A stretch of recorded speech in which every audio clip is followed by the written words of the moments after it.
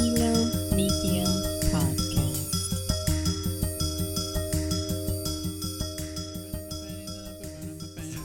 Salutations. Oh, what's another word for salutations? Oh yeah, welcome. No. Greetings. Ohio, konbanwa. Ohio. I tell you that the only reason I know that is from Big Bird Goes to Japan. Oh really? Yeah. They say it in Beverly Hills Ninja. Oh, I love that too. When he's the teppanyaki chef. Oh, that's right. Ohio, konbanwa. Ohio. So, yeah, when I was a kid, we had like the video recorded off of KBYU or something of Big Bird Goes to China, and that's like they teach Big Bird to say hello or something. It's Ohio, and I was like stuck in my head forever. Nice. I took Japanese for a hot minute, so that's one of the words that stuck. Nice. But it's mainly Beverly Hills Ninja, if we're being honest. It's really why it stuck. Well, it's good to see you again here. You too. It's been so long, Right? like a whole 12 hours. Yeah, 12 hours maybe. 12 hours. So how about that campaign last night? It was good. I had a blast, honestly. Ian hates it when his players do well, though. Holy He shit. hates No, it so I bad. have a problem when my players He do hates it. too well. See? I like there to be conflict, so when they fucking screw me out of conflict, it frustrates me. Ian gets enraged. I do. I get super mad, and I definitely try not to like throw things like be like, you know what, fucking blah blah blah. But I definitely still do that to them. It's fun though. They like it. You guys seem to love last night's. It was fun. Yeah. Even it was very role play-ish, very info-y in a way. Yeah, I think there was one real battle, Mhm. and the beginning of the session, we kind of wrapped up the city being attacked. Right. And it was the same thing as the school for me. I'm like, okay, it's battle. No, it's done. What? Wait, everyone's possessed? What's happening? Right. What's going on? All of a sudden things are weird. What's happening? We should go. We should leave. This doesn't seem like a place we should be anymore. We should go. And then, because the battle was actually going to have some different elements to it. Mm-hmm. But the way you guys went about the battle, you weren't listening to them yell at you, and then you guys just attacked. Mm-hmm. And I mean, in reality, you were gonna get attacked. Like it was gonna happen. Once you said, yeah, they look like they're fixing for a fight, or their body language was bad, I was like, fuck this. Right. It was good. We're taking these guys out. And I even tried to throw some pretty strong characters out there, and I only put 3. Mm-hmm. You guys did really well with it. I thought it was good. Yeah, we took them, we cleaned them.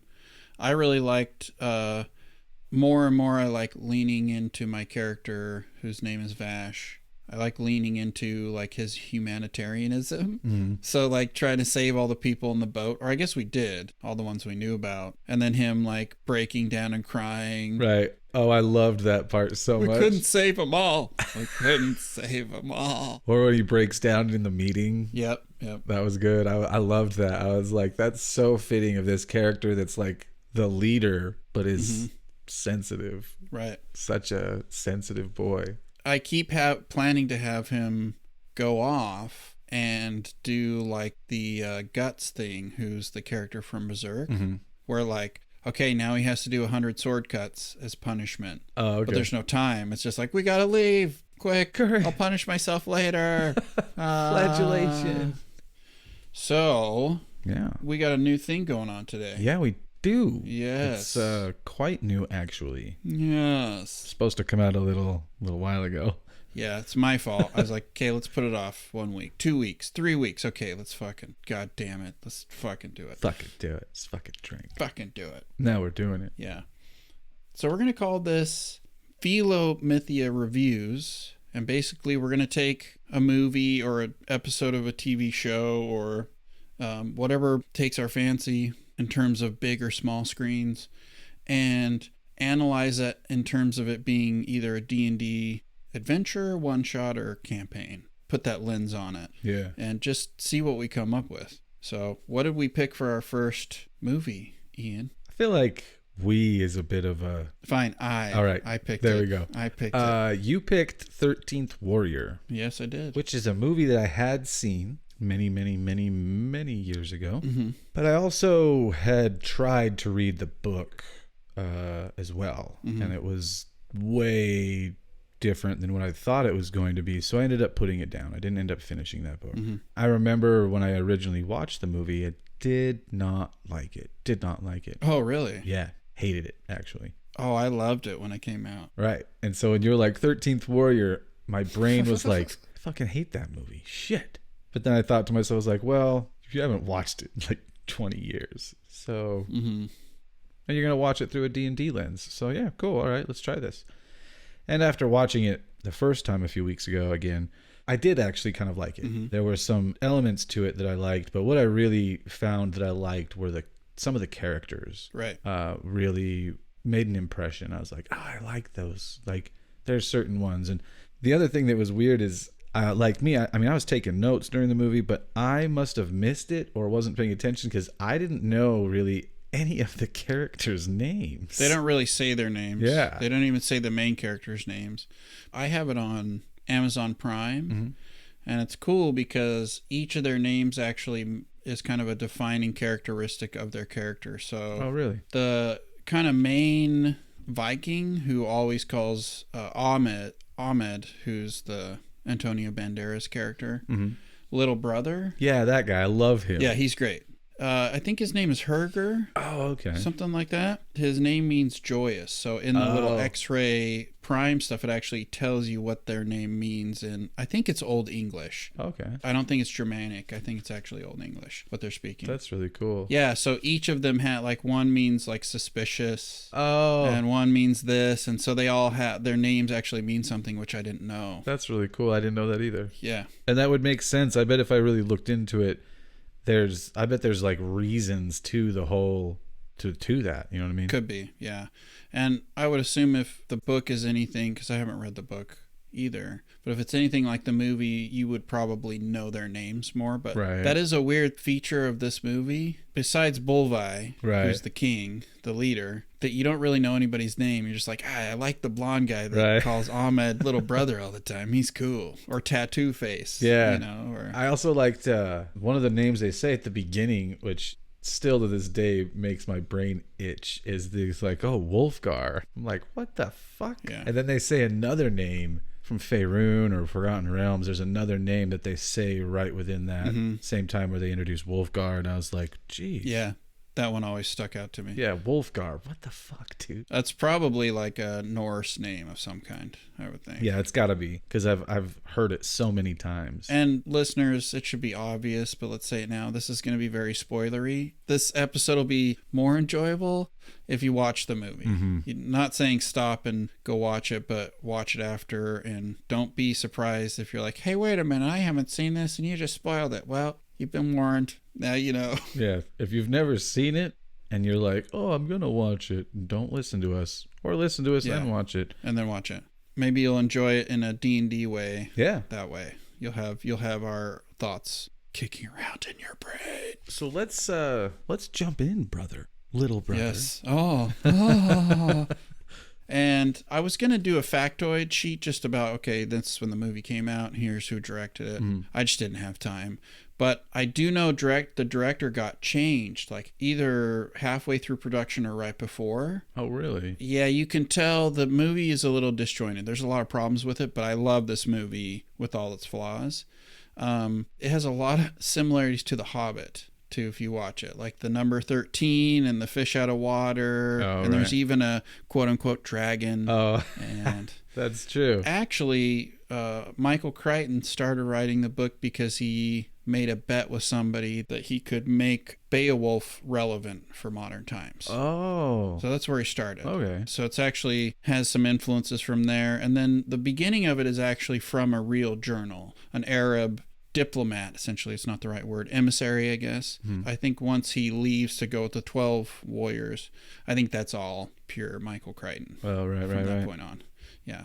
So it's an interesting confluence of these elements that came together to make this story in the first place. And I think that both of us kind of approached this differently in the D&D lens that we used, and mine kind of was all over the place. Mhm. I tried to look at it a certain way, but I found myself branching out and approaching it kind of differently than even I intended. Mm-hmm. So hopefully, let's just dive right in. What do you think? Let's do it. I'm down. All right. So what I kind of established for when I was looking at this is it really seemed more like a short campaign or a long adventure, Right. like a long one shot, is how I kept looking at it.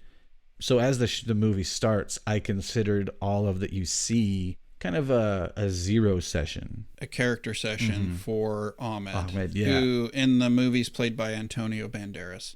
There's a lot of things in this movie as an aside that you could never do today, like have a Spaniard play an Arab. Yeah, it wouldn't fly these days. Oh, dude, I was going to literally say that. It's not. There are so many points in that movie where I was like, you couldn't do that now. That didn't age terribly well.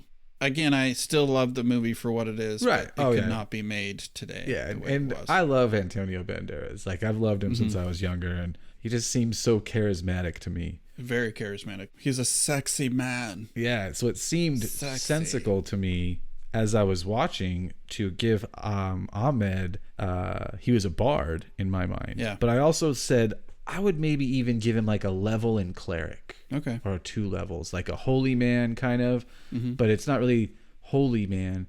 He just has a devotion to what he believes in, but he's also this poet and this lover, and I really loved the idea of him being kind of a bard. You know, I felt the same way. I was like, he's definitely a bard. That's where his thing is about through words and poetry. That's where he really hones in on. I think there's some interesting things you can interpret that happens with this class as the movie progresses. Oh, for sure. But I'll just say, like, I'll talk about just the beginning a teeny bit, like what I have. We'll go beginning and we'll trade back and forth, and then we'll go middle. We'll just bounce back and forth. So I basically was like kind of writing down, there were all of these moments where I want to say Ahmed, but I know that's not how they say it, but I'm pretty sure that's how you spell that. I'm just going to say Ahmed. It's Ahmed is how they spell it, but when he says it, it's just Ahmed. Yeah, but I think you can do that, but I'll just say Ahmed. He had to do a lot of charisma checks in his zero session to like pass through these moments where, you know, he's this diplomat that meets these Northmen out of nowhere. And I thought that was interesting. The point where I said, like, okay, that's where the zero session would end was when they actually get to that little the settlement. So everything that kind of goes from that is all kind of this zero session for Ahmed. Then there's, you know, some other things that happen. What did you think about that? Like how when you approach this, how did you approach that? So I came up with a little more of a spin. And again, I watched this movie a couple weeks ago, and then I just barely watched it today, and I took notes. But I was like, you know, I feel like the player who plays Ahmed, he was the player of the Viking king who's dead when the actual campaign starts, when they get to the settlement. And basically, the DM wanted a very historically accurate D&D setting, so all the magic is going to be reflavored as something that could be quote-unquote explainable in the real world. So you have a couple of shamanic characters who read the bones or soothsayers, but there's no overt magic. You think there's a dragon, but then you find out it's something else. All the monsters end up being men, that kind of thing. Right. And so everybody has been like, these are high level characters, like all the Vikings, they've been through it, and everybody agrees, hey, it's time to wrap this up. Let's do something else, but let's do one last big adventure. In my mind, the player who is doing Ahmed, he's really sick of being like a Viking barbarian. So he's like, I'm going to be a bard. But he has to do it historically accurate, and so they come up with just this super rando character that they have to kind of find a way to fit into this Viking world. Right. And so, like, I agree, all that first stuff is all... Some of it is just backstory. Like, I think, like, yes, I was sent away from my land. Yeah, they didn't actually play in Istanbul or anything like that. But once they're on the road, and I'm trying to remember the actor's name... Omar Sharif, who's his interpreter. He's great. I love Omar Sharif. Oh, he's so great. He's such a good actor. He's the kind of mouthpiece of the DM that integrates the character into it, right? He knows all the things and all that kind of thing. But it's when they're on the road and they get attacked, that's when the 0 session starts for me. Oh, okay. I feel like the DM made Ahmed's character go a little bit lower level, so it's like, shit, let's run. Right. So they run away from the attackers, and he doesn't get any experience. Right. And they get there. And so that's how I thought about it, was like, that's what happens in campaigns, is like you play a bunch and then your character dies, so you make something totally different. Yeah. Like, all right, I'm going to do this now. So I'm like, yeah, that makes sense to me. I just pulled up Prime, so I figured I'd read some of the names really quick. Yeah. So Hrothgar is the guy, the little brother guy. Right. His name means joyous. Bolvi means leader. The guy with the tattoos on his face, his name was Skeld, and his name means superstitious. Oh, nice. Weath was the super random. Suddenly there's an Irishman with a full-on kilt Right. in the Viking group. Like, all right, this is definitely D&D for sure. His name means musician. Oh, great. Holga means wise. Rethel means archer. He was the ranger character. Oh, I loved the ranger character, dude. Do not step in front of me. Yeah. Well, it seemed like there was 2 rangers to me. So who would be the other one? The other one has that like kind of mullet looking hair, and he's the one that hangs out up in the trees a The lot. Thundercleaves. Yeah, that guy. I was kind of like, oh yeah, fighter or ranger, one of the two. And here's what I thought, is that there's only 7 PCs, and the rest of the party are NPCs. Mm-hmm. And if you notice, a lot of those NPCs get whittled down real fast. Whoa, they get whacked Real quick. fast. That was my thinking. Yeah, I love that. And see, and I also thought that during the beginning, kind of how like you're saying with the magic, yeah, the magic's all flavored very differently. Right. But then when that little boy shows up, Wulfgar, and they have this whole thing that they do with him. Where he's standing there. Yeah, and they're like, oh, they're letting him see him because they don't know if he's real. Right. And I was like, oh, more magic. But the boy is who brings the quest to them. Right. That's like the hook right there. Yeah, right there. And the oracle that they bring out right then is the one that sets the parameters for the quest. Here's one thing I was going to say too, just to interject, is the character Hrothgar, who says little brother. It's almost like the player of that character and Ahmed's character are actually best friends or brothers. So that's Right. why he calls them little brothers, because they know each other. Oh, I love that. They're actually really close in real life. Yeah, dude. You know? Yeah, that makes sense to me. I love that. So they get this call to adventure. There's some settlement that's I'm rustling my notes. Sorry. Being overrun. Yeah, by some sort of demons or something. They don't even really name it. There's just this. Oh, there's a name for it, but they always shorten it. So it's the Vendo is the name, but they usually call it the Ven, if you pay attention. Do you think that's related to Wendigo? I think so. I don't think it's, again, kind of going against my thesis that this is supposed to be historically accurate. If that's true, I don't think there were Wendigo in the Viking area, so Right. it seems very incongruous, which is great for D&D. Right.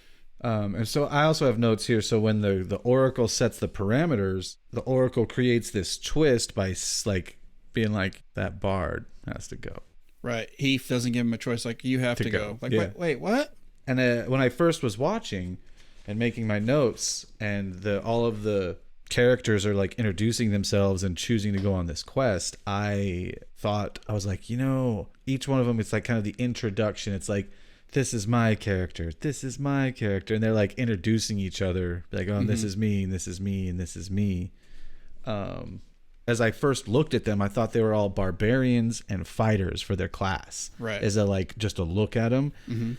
As the game or the movie played on, I was like, oh, they're not all barbarians, and there's like rangers in there, there's fighters, there's some of them are barbarians, But they're flavored for the culture. right. And also, the movie doesn't have very good character introductions. And you're always confused. There's certain characters who are there, like part of the 13 till the very end, but they're kind of like background characters. Like the one dude who looks like a super Hollywood actor, and he has like a dark beard with blonde hair. He has lines, but he's always like in the background. He's Right. never in the foreground. So it's just like, okay, who is that guy? What's happening? Yeah, Who is he? What is this? That made sense. Like, they already know their characters, so they're not introducing them as much.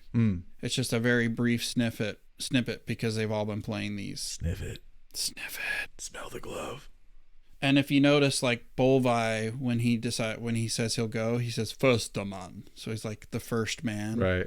That's why I'm thinking it might be Old English that they're speaking at the beginning. Right. Might just be a mishmash too. I don't know. Well, then as they are journeying to this settlement, it's like almost like the first night or the second night, they're all around a campfire talking. And it's almost like Ahmed casts a spell or something happens, or he has a proficiency in to understand languages, because as they're sitting there having this conversation, Ahmed all of a sudden is like knows how to speak their language. One of the things is that it's a montage, and so that's supposed to be over like months. Oh, is it? Yeah, it's supposed to be because it's flashing here, and it's supposed to be every night around the campfire he's paying attention, but it's still really fast. And I feel like the DM of this game hates overland travel. So anytime they have to overland travel, which is a lot, he's just like, yeah, you guys go. You got there. So it's just like, you got there. And so my idea was he cast comprehend languages. And then after he casts it the third time, the DM's like, yeah, you just know, the language now. Nice. I don't want to deal with this anymore. I like that. So now you can understand them and they understand you. You can speak perfect Viking. And all of a sudden the players like freak out for a second. Yeah. They're like, what are you doing? How come you can understand us and talk it? And he's like, because I listen. Right. And then it's like, Okay. everyone's cool with it. All right, moving on. Moving on. To go back a little bit too, I think the DM prepped some cool flavor for like the funeral of the king, and Absolutely. you can tell there was more thought put into that, and the whole burning the ship on the river. Yeah, they get out onto the water at one point during a storm, and as they're out there, they're trying to find. It's a lot of fog, and one dude's like shooting an arrow that's like on fire, and then they all just kind of sit there and wait to hear if it splooshes into the water and goes, psh, or if it hits something. And if it hits something, all of a sudden they have like a marker. They're like, oh, they'll be able to see that fire as they get closer. So I thought that was an interesting thing for the ranger to be doing. Yeah. To back up really quick too, I think Ahmed, his dump stat is Constitution. Because when they're on the ship, he fails his Constitution check, so he's super sick. And there's another time as it goes through, when he sees the dead bodies and he pukes. Oh, I have that written down too as a failed Constitution. Yeah. Oh yeah. So I think he took Constitution as his dump stat, which was not wise. Not wise. Not wise. Not wise especially as a bard. Especially as a bard. Yeah. And also, once he learns the language that they can all speak, all the PCs start to drop their accents. Oh yeah. So everyone just has kind of this American Hollywood, like, this land looks ruined. Okay, bro. Great. That's just what happens in D&D too. After about like 4 weeks, everybody just forgets their accents. Yeah, they're like, I don't know what voice I was speaking with. I forgot. That happens to me constantly. So I have here. So coming back to where I was at, unless you have more from the past. No. I just wanted to interject the Constitution thing. No, I like that. I like that. So then they get to land, and then they're kind of looking around, and I put here that the ranger, I mean, this would be as if I were DMing it, got a crit success on his perception and was able to identify that someone was coming. Here is my take on it. Yeah. That somebody failed their perception check because nice. they're like, it's a messenger boy, and it's a dude who looks just like them. Oh, right. It's like, I'm an old man, I'm older than you are. It's like, but I rolled a 1 on my perception check. So right. And they say something about like him smelling like perfume too. Perfume, yeah. One thing too I want to point out, because we're going to come back to it, is one of the Vikings, we'll just call him Joyous. So he's kind of the main, he's the other almost main character. But he gives Ahmed a strength-based weapon, which Ahmed cannot use to save his life. Right. So he is like, what am I supposed to do this? Grow stronger, which is the player being like, hey, put some points ASI into strength when you level up. Yeah. Here. Here's a sword. I can't use this. Too bad. Figure it out. So anyways, please continue. I like that. The next thing I don't really have much notes during the conversation that they have with the king. There. I have a little bit. Cool. I'm going to default to you until they go to investigate that. Sure.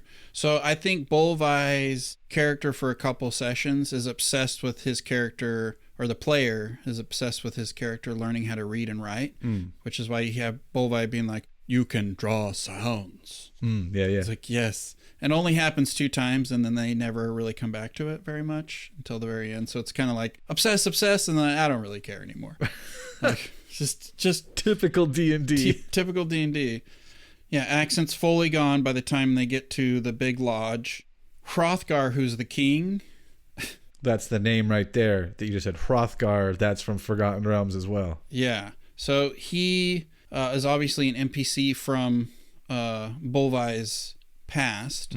So there's some, the DM is adding in things from the character's past and backstory and that kind of thing. Also, obviously, based on Tom Waits. It's not Tom Waits, but that actor is like a super Tom Waits character. So I feel like the DM's like, yes, Hrothgar is played by Tom Waits. Nice. So he's all eccentric and like, just weird. And here's a trope that the DM really loves is why they're the party rolls high on their history checks. So they're like, oh, the Ven, and the DM gives them all this lore about they supposedly eat the dead and blah, blah, blah.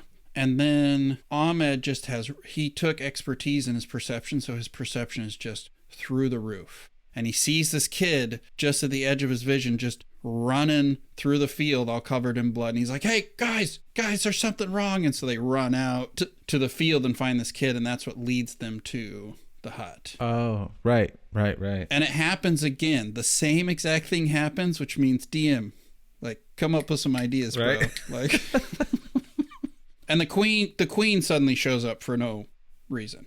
Like, they're out in the field, and then she's like, I'm here. I know what's going on. It's like, I know this person. hand waving DM. Hand waving. Just broad stroking that shit. Yep. So we're at the hut. So I put that they stealth rolled on to approach this little farm, and they all succeeded. Like, everyone did great. And they set up for a surprise attack. Right. And then they attack, and there's nothing there. There's nothing there. There's nothing except for carnage and False start. horribleness. And I feel like the DM's like, oh, they'll know what's going on. And the PCs are like, it's time to battle. Here we go. And the DM's like, shit, I didn't explain it well enough. I show that the cleric walks in, or Ahmed, not cleric, sorry, bard walks in, fails his con save, barfs everywhere. Fails his con save. Yeah. There's investigation checks happening, and someone was able to find something, a little token. It's the Great Mother token. And I also put that one of the rangers, everyone failed kind of awareness checks, if you will, because someone's watching. They're being watched. And they don't know that, but one of them was able to pass the check barely and is like, we're being watched. It's Thundercliffs. Yeah, Thundercliffs. I like that. Yeah. It's Thundercliffs. And I loved that character. Like, he's great. He's so good at that. And I'm going to pause for a second and go back to something we talked about, because it just talking about the character. This goes back to like how we were saying you couldn't cast Antonio Banderas as an Arab right now. Right. But at that same motion, you would never be able to pull off those characters as Vikings in this day and age. There's no way. Oh, not at all. And it's so ragtag. Yeah. And that's one of the things I actually really liked about it. I was like, I feel like that's what Vikings would really kind of look like, is just people. They wouldn't have, like, as a modern day keeps portraying them in this braided, handsome, this weird look. I'm like, I just really don't think that doesn't feel real. You do have, like, Scandinavians were super blonde. There is that. They were very tall, known to be very beautiful. Oh, really? Beautiful. But they were considered, because Angles, right? The angels.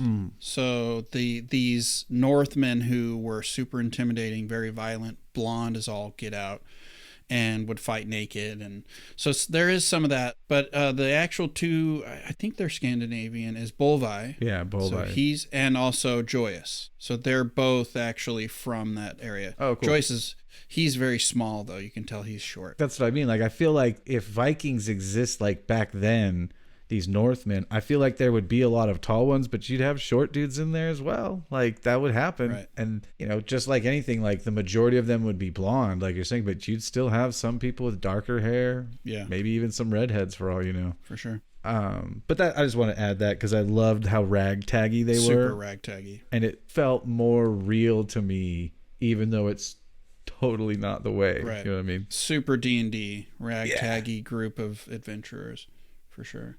So the next thing I have is when they go back to the village. Yeah, that's what I have too. Because pretty much a lot of it is hand waving and finding clues. Mm-hmm. Like Thundercliffs points out the ridges. Yeah. And how the animals are leaving, and you start hearing about the fire of Yeah, the fire as well, worm. which you think is a dragon. Sounds like a dragon when you hear about it too, and it spits fire. Yeah. I did put though that when they get back to the city, we have the introduction of one of the antagonists. Vigleaf, Yep. the son of the king. Yes. And the PCs immediately hate him. Yeah. As soon as he opens his mouth, we're like, we hate that guy. It's like instantly murder hobos. Yeah. All of us hate this guy. Fuck him. Want him dead. And here's one thing I'll add too. You may not have anything on this, but there's the survivor who it's the only person in the village who's actually encountered the Ven. Mm-hmm. I'm like, that's obviously the DM's favorite NPC. Right. He's like got the eye patch and he's all boisterous, like tooth like a lion, head like a bear. I'm like, oh yeah, the DM loves this character. Yeah. He wrote a whole backstory that no one will ever. No one cares. No one knows it. No They're one just cares. like, Yeah. who's this guy? And you never hear from that guy again. And never again. He's just in there. That's Phil. In my world, it'd be Charlie. Charlie, good old Phil Charlie. So then, let's see. Here's the other thing too: is they say if there's fog, the Ven will show up. Yeah. The DM rolls for fog, and there's fog. There's fog. I would say that's a random roll, and it worked out. Okay, first night. Yep. And I put surprise encounter Mhm. with the Wen, and there are some people that were able to perceive that they were about to be attacked, but it still was a surprise attack. They still get attacked and they lose some friends. Here's my thinking on it though: is that none of the PCs go to sleep, and none of them drink. Oh yeah. And so they know that it's coming, but they don't tell Ahmed because the players want to fuck with. They're like, you built a dumb character for this. So they don't tell him. So that's when he wakes up. He's like, ah, and he realizes nobody else is asleep. It's them like fucking with Ahmed. That's how I interpreted it. Oh, nice. I like that. I like that a lot. We do get our first party death. It's an NPC, but it's one of the 13.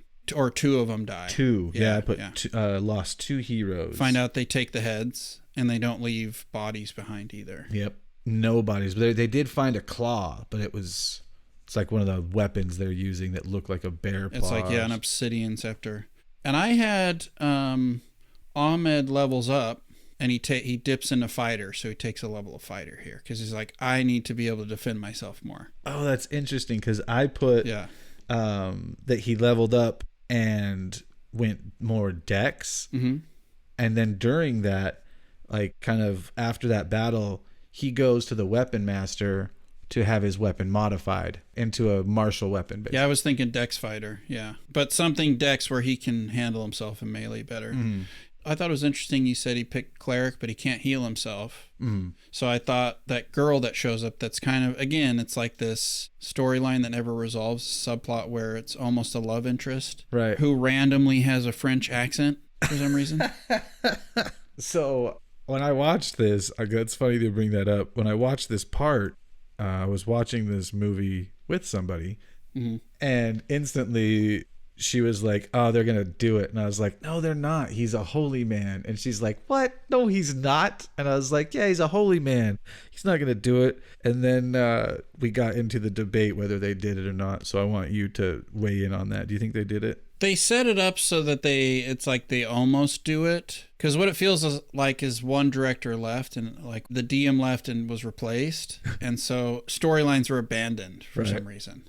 Like something, it was supposed to go further. So they just wake up next to each other. So the suggestion is they never really do. And I never really thought of him as a holy man, but he had maybe an acolyte background. Like he was devout, but he wasn't a priest. That's how I interpreted it. Right. So I don't think they actually did, but it was like, that's where it was going. Like he starts to drink mead and he starts to become more of a warrior. And then it's like, nope, we're not going to worry about that. We don't have time. Like the DM's just, again, hand waving left and right. Like, no, we're not going to worry about that.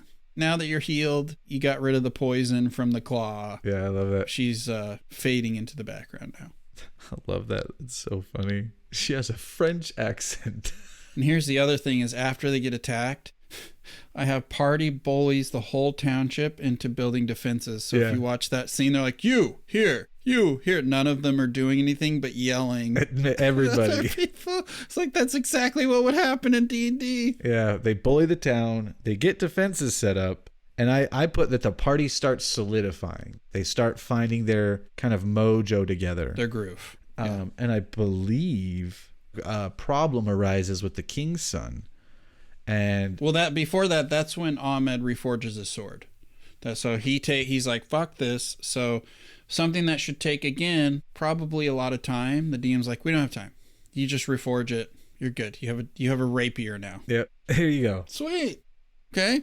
And then the problem with the king. That's when I discovered, I was like, oh, I think it's 2 rangers or possibly a dex fighter. Yeah, dex fighter maybe. Yeah. Because there's the one dude that's the bow and arrow guy that's like the sniper almost that doesn't talk much. And then there's Thundercliffs. Yeah. And I was like, I don't know which would be which, because I feel like Thundercliffs would be the ranger because he's always perceiving. He's always like scouting. He could just be high in perception, though. That's true. He could be a fighter because he has more armor on. Oh, yeah. He's always got a sword. He doesn't shoot a bow and arrow as much. That's true. So it seems like the other one is full ranger, and maybe, because these are high level characters, I figured they were late tier 2, so maybe he dipped into ranger. Maybe he dipped into rogue or something to have like a super high perception. So he has some expertise, but I pegged him as a fighter because of the way he dresses and that kind of thing. Interesting. And I didn't put much about that conflict with the king's son's kind of... Here's how I spun it. Sweet. I was like, because Ahmed is a bard, the DM's like, let's put some court intrigue in there for him. But then the other players just steamroll it and just handle shit, and it just doesn't come to anything. Doesn't matter to the plot at all. It's like, nope, we're just gonna take this guy out and show the prince what's what because we fucking hate that guy. Right. And Ahmed's like, I'm right here. Like, you can't include me? Yeah. Nope. Nope. That's what you get for making this dumb character. And so the heroes kill this character, and they do it on purpose. They do it on purpose, and I had it as, instead of a fight, it was 3 contested rolls. Oh, nice. And the third one, Joyous rolled a crit success, so that he just took him out like... Done. Boom, he's done. Yeah, so he rolled really good on that last one. Right, and I put that allowed him a intimidation check, and it would give him advantage against the prince. Yeah, that's good. Which... happens, and that guy goes away mad. Real mad. He's not really an antagonist that much after that. Right. Again, another storyline that kind of fizzles out. Exactly. So I put, this is where the second encounter begins. The second encounter does start after this point, for sure. I had some interesting things. So Hrothgar or Joyous, you find out that he has really fucking high intelligence. Right. Like, he's not a dumb barbarian. He's very smart. Even though he's probably full barbarian. Right. He's been ASIing the shit out of his intelligence. DM reskins dragon. So he takes the dragon stat block like an ancient red, but then he's like, I'm going to change this into a different encounter. So he uses that. And then again, this is when the child running through the field trope comes. And he offers the PCs this moral choice. And then Ahmed takes the bait. And that's when he jumps over the fence and goes and grabs the kid. And if you think about it in real life, it's like, wow, you saved this kid but risked everybody else, everything, because they had to chop down their defenses and stuff. The reason I put that the second encounter begins right before that is because the DM's adding complications to the encounter. So here comes the dragon, and there's a kid out on the field. What are you gonna do? What do you do, hotshot? And here's one thing I had for Ahmed. Was that for some random reason, because bards can just pick any 3 skills, he picked animal handling. And you see this when he jumps his horse, once he can speak, and they talk about, no, only an Arab would bring a dog to war, talking about how small his horse is. Right. And then he jumps over a bunch of stuff all cool. And then you see it again, how it comes in handy, because he's able to use his horse and he rolls really high with his modifier and jumps over the fence and grabs the kid and does everything well. It's like, well, that worked out. Yeah. As a random skill to take, but all right, cool. I mean, in reality, that happens in D&D. Someone that really puts a little... They want this skill. Yeah, someone's like, oh, I role played this to have my character be this way. And then at some point during the campaign or the adventure, it just fit perfectly for them. It comes in real handy. Yeah. So yeah, second encounter for sure. So then the encounter happens. Mm-hmm. And if you have anything on like when the initial encounter starts, like with the fireworm, you could delve into that. I didn't have much for this because it just seemed like it was a battle, but I feel like the DM did a good job of making what could have felt small. Like it's really just these 7 PCs, make it feel bigger. Yeah, absolutely. Like it felt epic and like there was a lot of stuff going on everywhere, but that's really all I had on the actual battle. Oh, cool, because I have a little. What I did have is we have the first PC death in this battle. So Skeld, which is Tattoo Face, finally gets axed, so he's dead. And I put that, so this encounter starts, they choose to go after the kid for this first complication, which weakens their defenses a little bit. Mm-hmm. As they go forward through this battle, we have characters die, and then I put the next complication is that the enemies pull down the gate. Right. And there have been other things that you've said to like, that the DM has done to create a really big experience for a small party and make it seem big. Mm-hmm. And all of these little things are happening all around, but they keep failing. Right.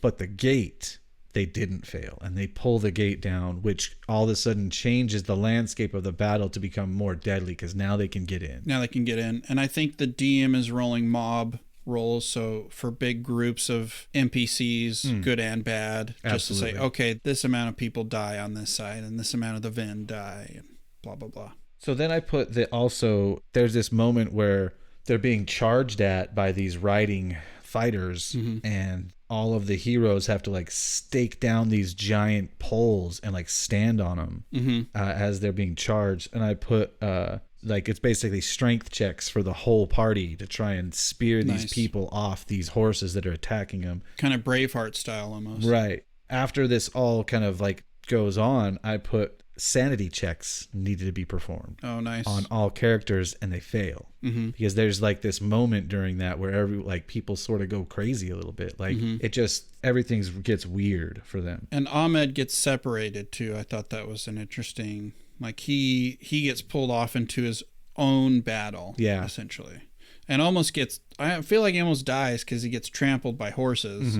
And luckily he has the water for cover. Yeah, and I think that's actually what I meant for the sanity. I think it was Ahmed fails his sanity check. Yeah, he goes berserk for sure. And then I don't have much until after that battle. The next thing I have is when they go talk to that. I put it as druid, but yeah, that's what I put. Reskin druid. Yeah. So I had a few things, which was Ahmed levels up again because he's lower level, and he takes a second dip into fighter, so he gets action surge. So he's like, okay, now I can do a little more on the combat side since it's super combat heavy. Right.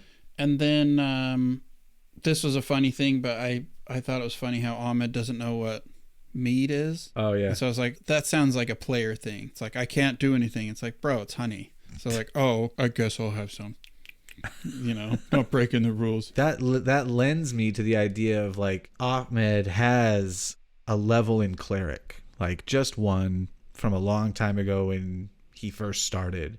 Is there's this like part of him that has this devout thing that he kind of holds on to. You could spin it that way. I mean, either way it works. My thing is just the DM requires the players to really have their characters be fleshed out as if they were real. So Ahmed's devout. That's how I would consider that. But you could go cleric for sure. When we get to another part, I'll tell you why it ended up becoming like cleric to me later.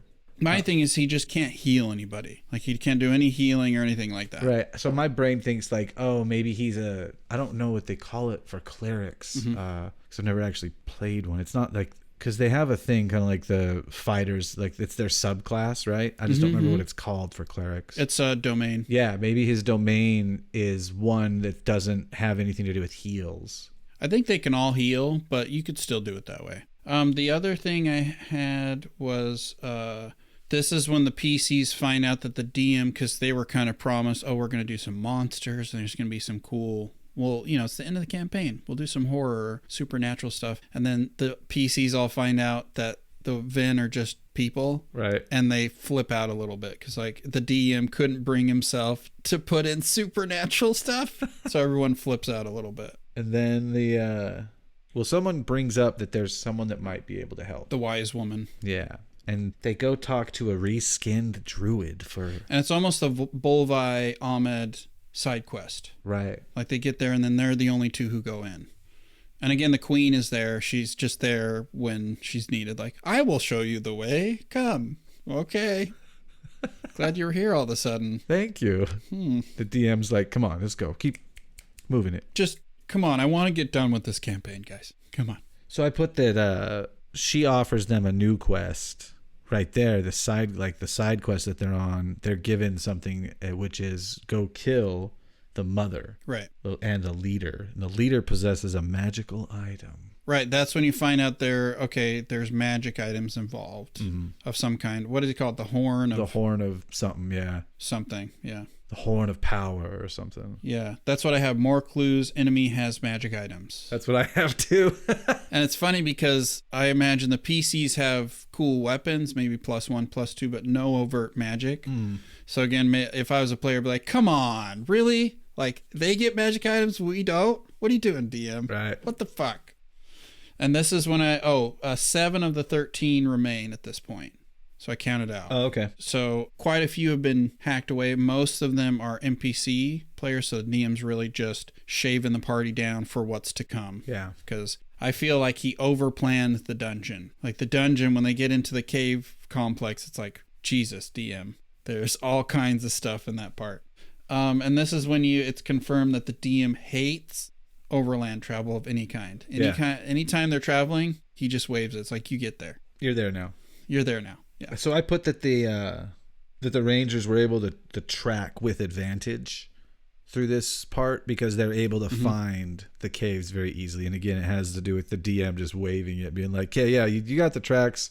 You get it. You found them. That's interesting because I had they talk about how they're unafraid. So the trail was just easy to find. Right. It was super obvious. And again, Ahmed has really high perception, and that's when he realizes, they think they're bears. So he rolls high perception, and the DM gives him some more info. Yeah. Like, here's what's going on. They think they're bears, etc. You know? That's great. So I put that a stealth mission ensues at this point when they enter into the caves, and some of the fighters remove their heavy armor, take a minus to AC. Yeah, and so that they can have standard stealth rolls rather than taking disadvantage on them. That's right. But there are, I think, 1 or 2 that say, "Fuck that! I'm wearing my armor." It's one of them. He keeps his breastplate. That guy, and it's also the one that dies. Yep. Very shortly. So yeah, I put that they take their armor off. And they all got really good group stealth up to the cave, too. Absolutely. So they get to the cave. Everybody's really stealthy. They take their armor off, etc. Which is like, if you think about it in real life, okay, so you take your armor off, but somebody's going to walk up on a big pile of armor. What are they going to think? Like you're in a cave, like, what is all this? Where'd this come from? What the fuck? So I think also that I put, so they get this, they do this, all of this stealth, and then they attempt to surprise attack this group. Right. But before that, okay, yeah, because they get there, I feel like the DM kept trying to give them challenges, and they just were super stealthy, really good. And so when they get to the rope swing, he's like, "You guys have to do this separately." He's like a little frustrated. He's like, "You guys are doing too good." And Ahmed almost falls. Yeah, shits the bed because again, he's not as athletic, let's say. But anyways, go ahead. No, and then they attempt to do this surprise attack, and they botch it. It does not go off the way they need it. A few of the people pull their moves pretty well, but the rest of them kind of suck it up, and there's a bunch of noise that's made. And the alarms are raised. Yep.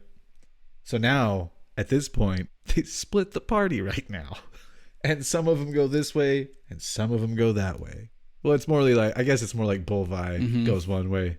They tell him, like, hey, go take care of business. Go fight the boss by yourself, please. Right. This is good strategy. So they're battling the masses while Bullvi goes to fight I just put her as the Dark Priestess. She's they call her the Mother. Yeah. She's a great mother. But what would you skin that as? Like I'd probably have her be a druid as well because like the arch druid has good spells. She can handle herself that way. Yeah. It's a high CR. I like that. But maybe she's a little squishier because she has the warrior there. I put a necromancer is what I put. Oh, you could. Yeah, wizard. She mainly does combat, though. Like, it's hand-to-hand. Yeah. And also, the DM's bad at strategy because he's able to just fight her right off, and the warrior's, like, nowhere to be seen at first. Well, the warrior gets cut down, like, immediately. Just flink, done. But the main, like, the right-hand man... Oh, you're talking about the one with the horns of power. Yeah. Right. You have to kill them both. He's not there. Yeah, he's not there. Yeah. So, again, it's like, they kind of build it up to be the great mother, and then he basically just takes her out. Like, fight! Right. But she scratches him, she cuts him, and he fails the con save, and it has the poison status. He gets poisoned. Now, here's my theory on that, is that the DM and Bolvi's player talked outside of game. They're like, hey, we want to kill Bolvi. So, like, when he gets poisoned, that was planned on. Like, they kind of shoehorn it in there, and it's like, I'm poisoned now. I can't be helped. Right. I'm going to die. I'm just gonna die. I'm going to die.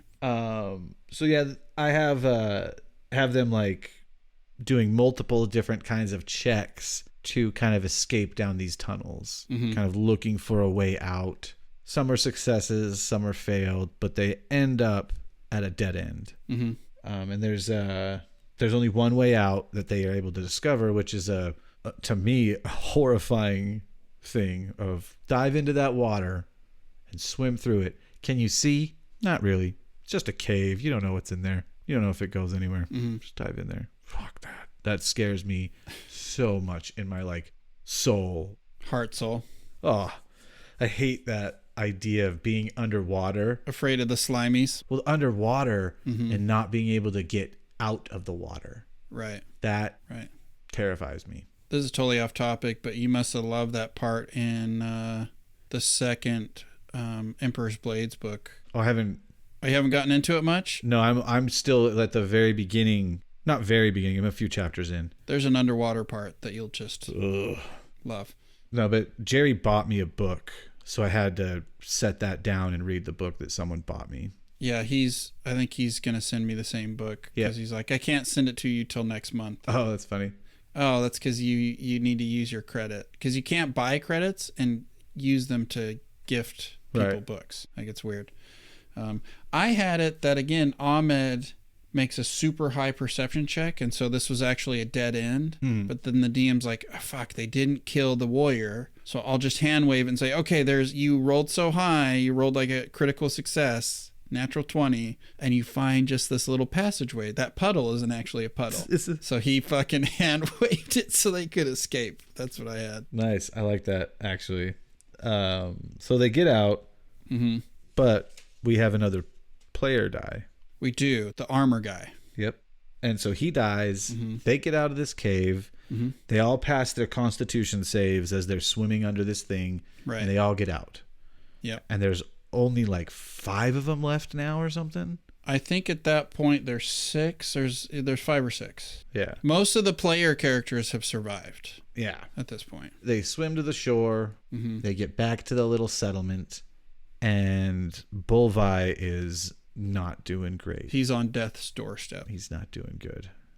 And then you find out, oh, they're gonna come here to fight us. Like, we just killed the mother, the leader guy. He's coming. Yeah. And Ahmed's like, yeah, but they only come with fog. And then you hear the bing. Burr, bing. burr, burr. There's gonna be fog. Burr, burr, burr. So yeah, then that's what I put as the final encounter. The third big encounter. Yeah.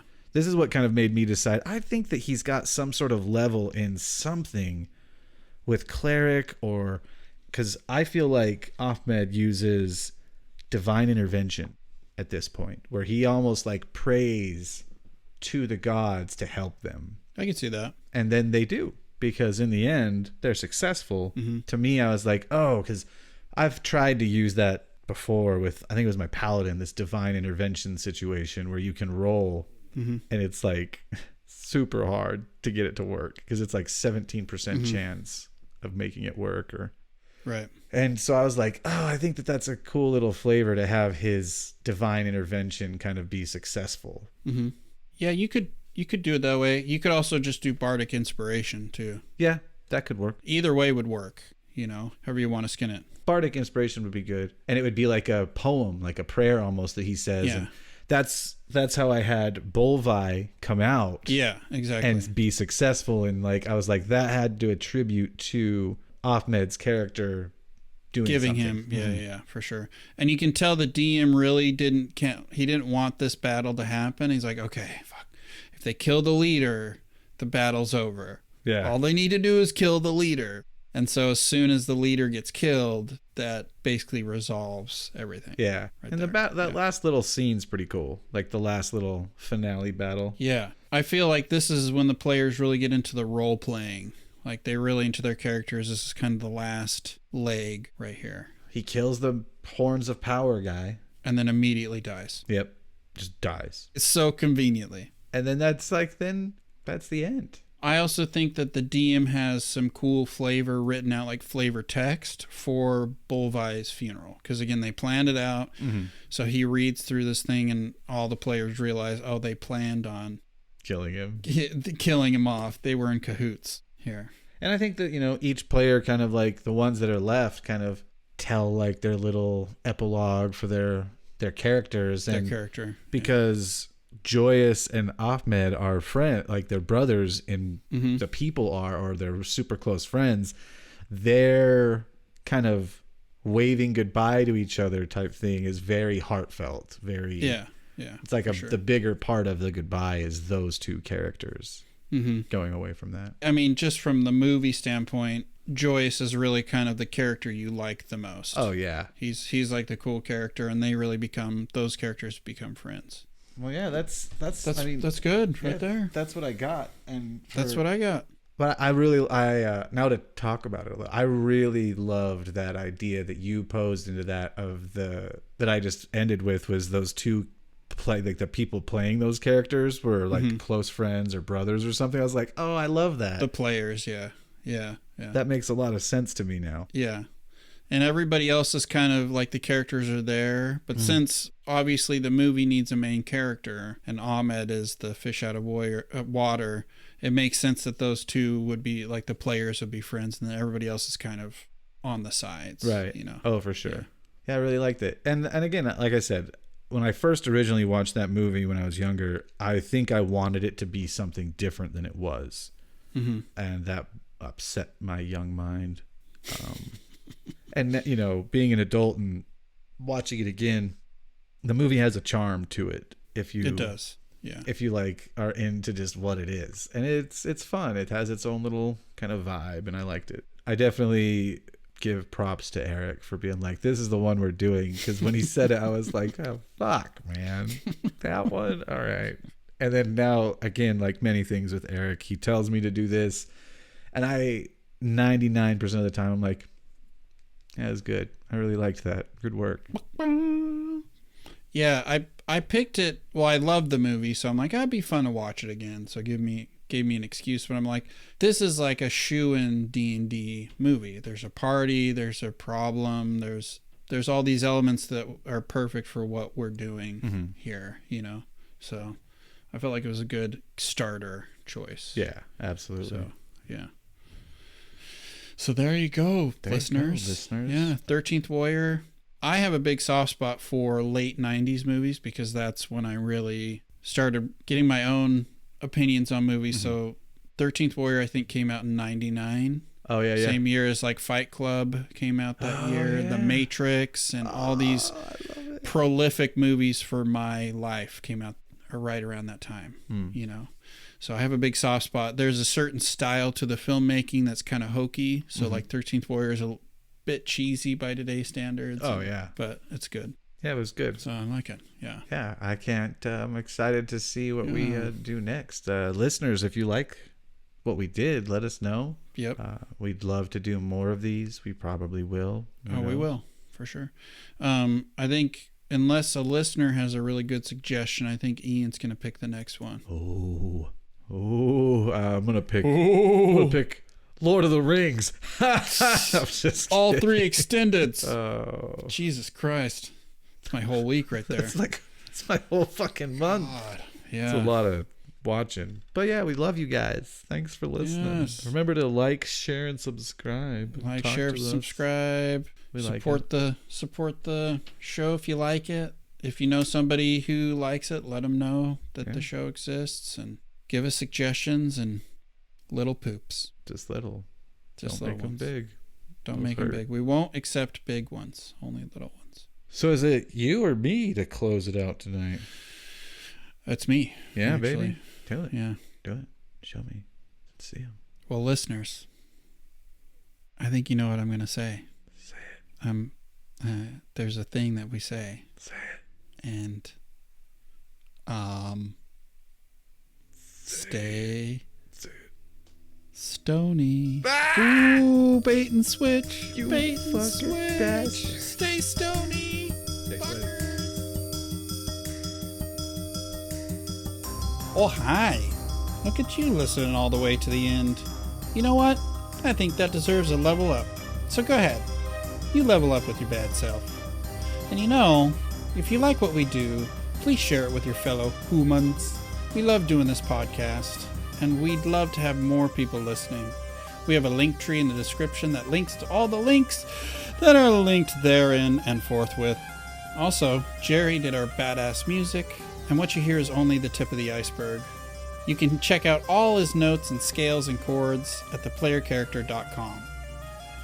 Well, that's all for Meow. Remember to roll high and take a point of inspiration. Like, share, subscribe.